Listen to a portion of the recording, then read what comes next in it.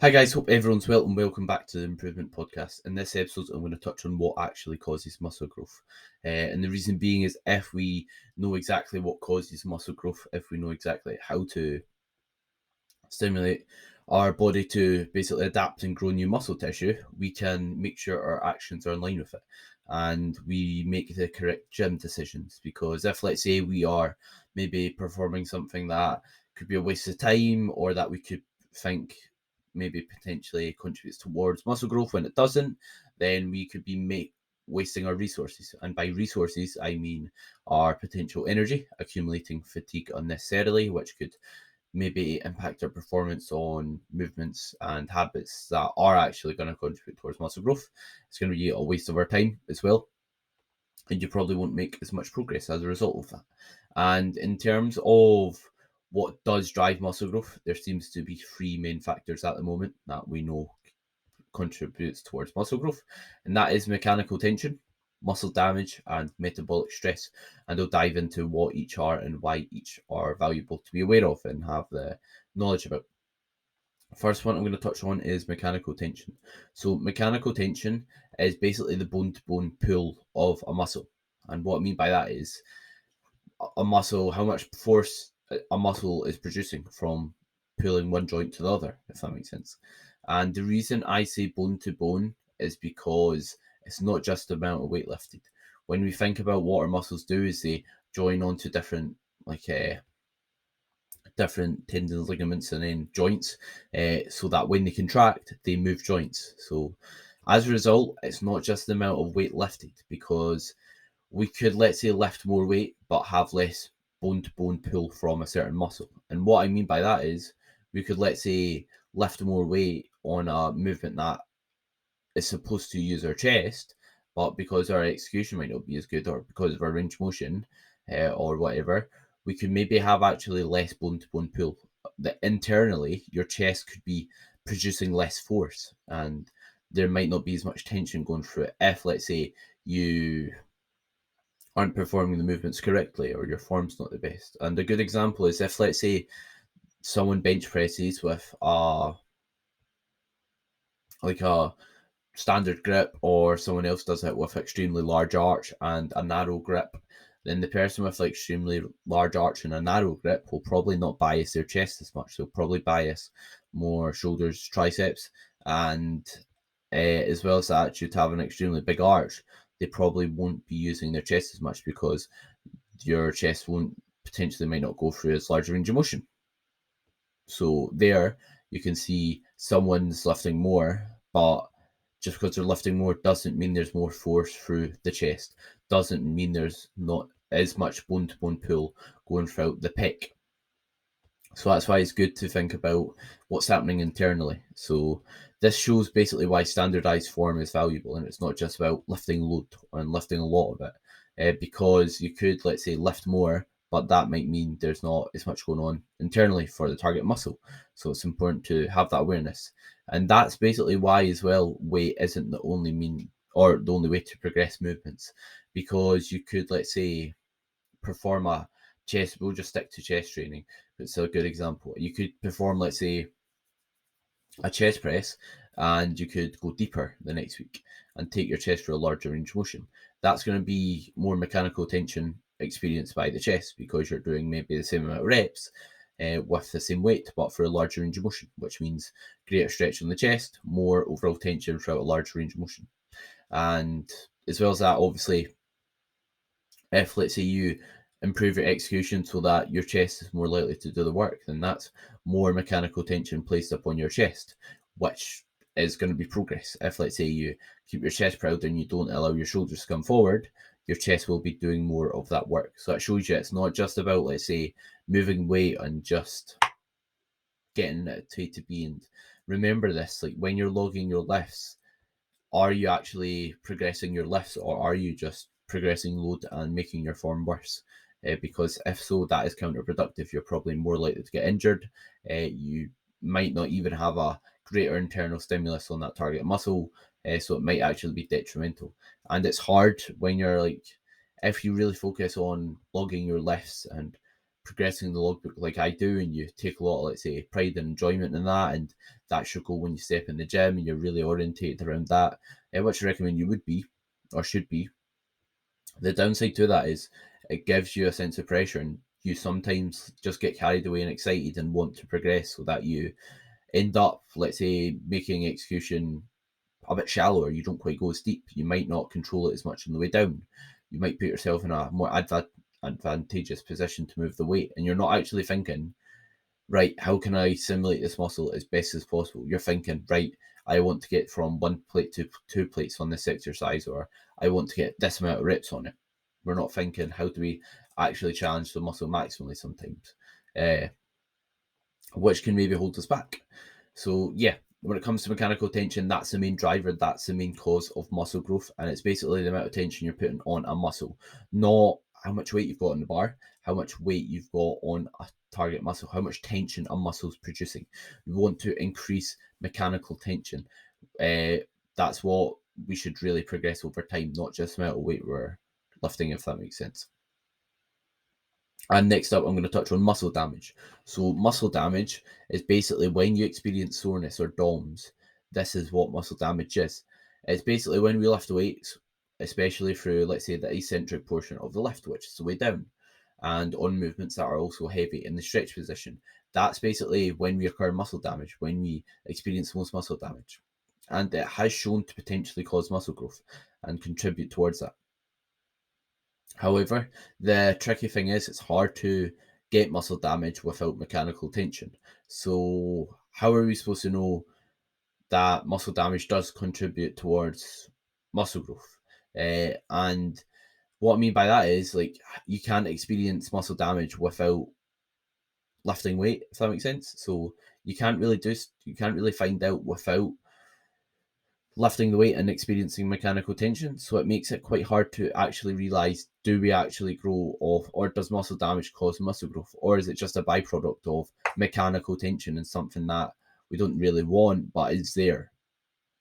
Obviously, muscle damage, I think although we don't know, or in my opinion, you don't really know if it 100% contributes towards muscle growth, or if it is just a byproduct of mechanical tension.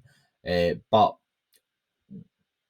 we do know that when it comes to, like, having a good eccentric and making sure we are, like, controlling the reps, going as deep as we can, that's going to probably be good for muscle growth.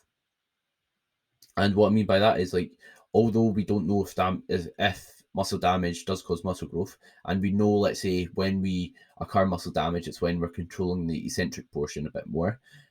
It doesn't really matter if it does or not, because regardless, it's good to have a slow, controlled loading phase just to keep the weight on the muscle effectively, and also just so we don't get injured. And what I mean by that is, if you try and keep the weight on the target muscle but move as fast as you can on the way down and drop the weight and catch it, it's probably going to feel quite poor on your joints and that muscle at the bottom position of the rip, and also it's probably going to be hard to keep the weight on that desired muscle.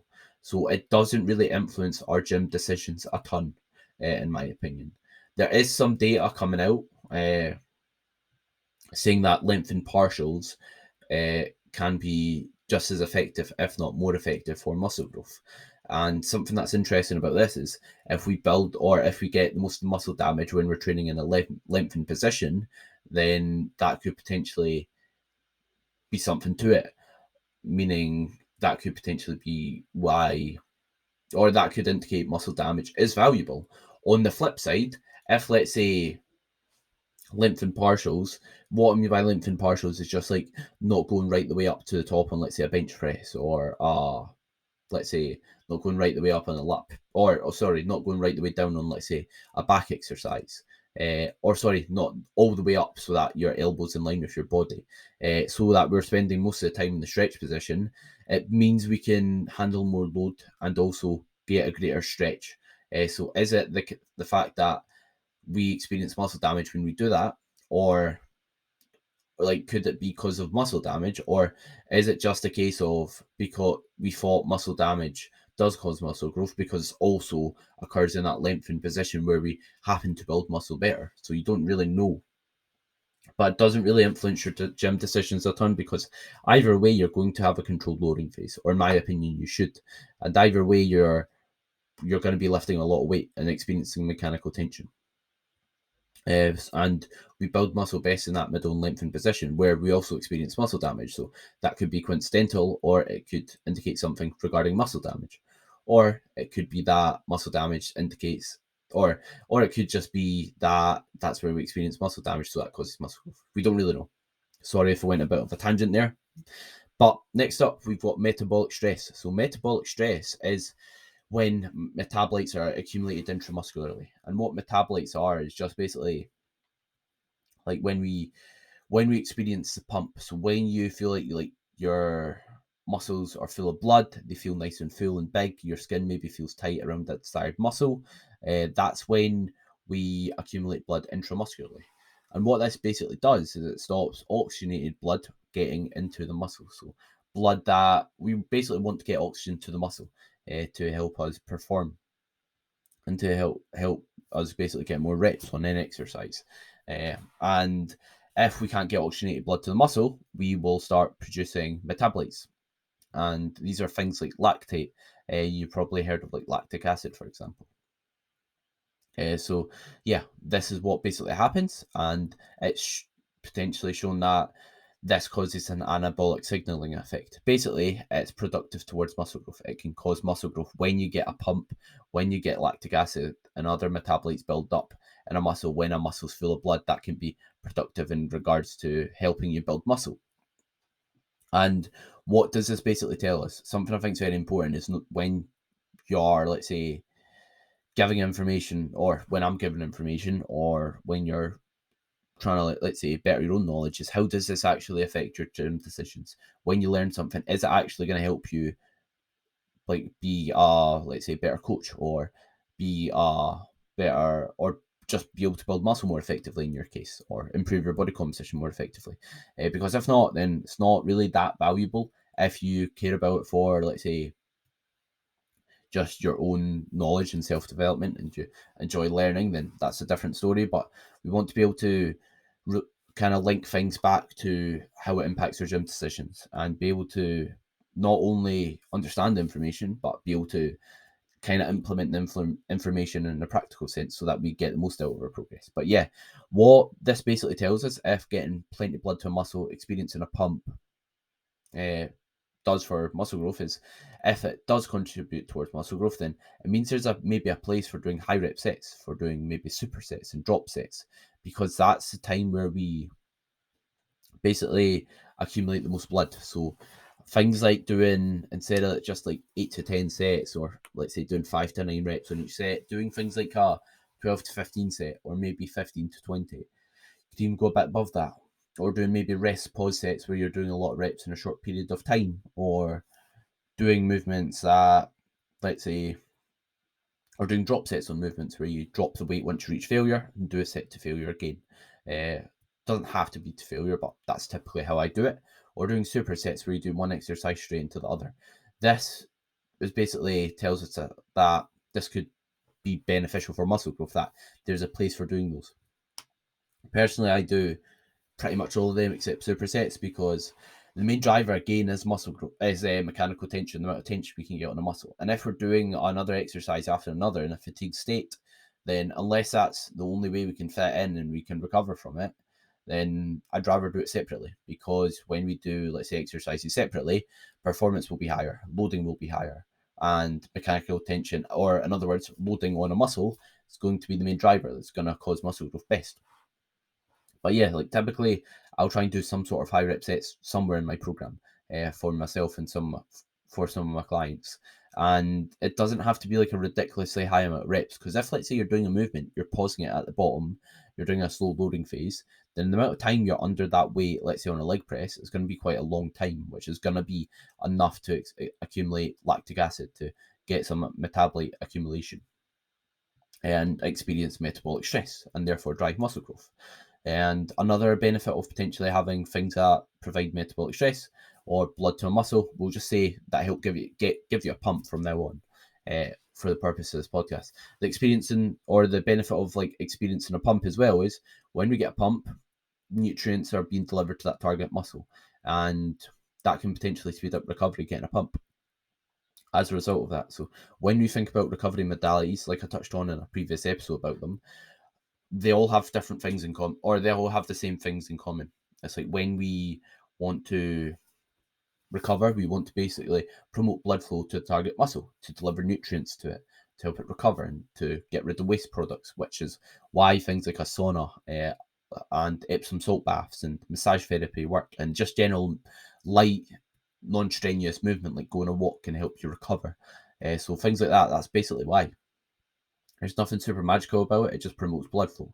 And if we can, let's say, get blood flow taking place in our training strategically, while maybe causing muscle growth and also allowing us to start the recovery process, that's potentially going to be beneficial.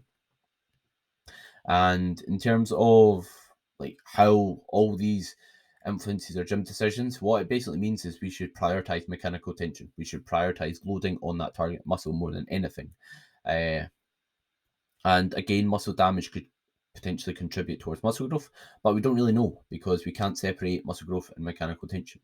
And then you've got metabolic stress, which is things like getting a pump, doing high rep sets, drop sets, supersets, even partial reps. Just basically having that muscle under tension for a long period of time, so that so that you experience a pump, so that you get plenty of nutrients towards that target muscle, and so that that blood flow basically fills, or the blood flow basically goes to that target muscle, so that you can get oxygenated blood to that target muscle after that. So yeah, that's what we basically want to do. But I recommend doing things that will, let's say, contribute to metabolic stress, like drop sets maybe, or partials, or high rep sets, and things like drop sets. After doing like the big bang for your buck movements where you're getting mechanical tension. And what I mean by that is I wouldn't want to do, let's say, a drop set on lunges before doing, let's say, a hack squat or a leg press, or things like that. If, let's say, your knees are perfectly fine, you've got no reason to. The reason being is that's going to affect negatively our ability to get effective working and how much mechanical tension we can produce with the target muscle. And yes, we'll still be obviously experiencing mechanical tension, but not as much, and we'll be limited to perform just due to how much fatigue that muscle's experienced through doing high intensity techniques like drop sets, etc. So bear that in mind when we're structuring sessions. We don't want to just think about kind of like battering the muscle. We want to think about how can we lift the overall most amount of load throughout the most amount of exercises throughout a whole session, to a close proximity to failure, because we could just, let's say, do one rep at a time to contribute, or to, let's say, lift a lot of weight throughout a session, just keep doing one rep sets. But we want to be in a close proximity to failure and a rep range that causes muscle growth, which is around 6 to 35. So yeah, hope you enjoyed this episode and you took stuff away from it in regards to how to center your training towards muscle growth, what does contribute towards muscle growth and what doesn't. And if you did enjoy it, feel free to like, subscribe, share on your story if you did, and share it to someone who you think would enjoy the podcast. Greatly appreciate everyone listening as always, and hope everyone has a great day.